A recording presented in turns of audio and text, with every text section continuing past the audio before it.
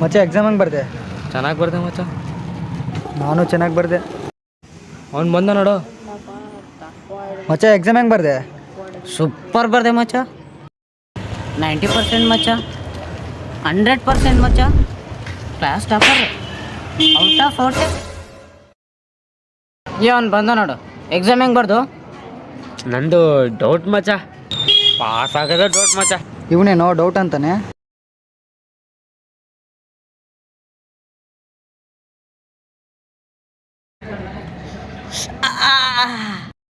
ಏನಾಯ್ತು ಮಚ್ಚ?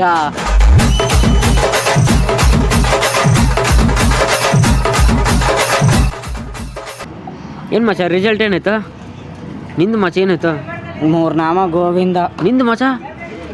ನಿಂದು ಮಚ್ಚ? ದೇವ್ರದಿಂದಾಗೆ ಹೆಂಗೋ ಪಾಸ್ ಆಗ್ಬಿಟ್ಟೆ ಮಚ್ಚ, ಫಸ್ಟ್ ರ್ಯಾಂಕ್.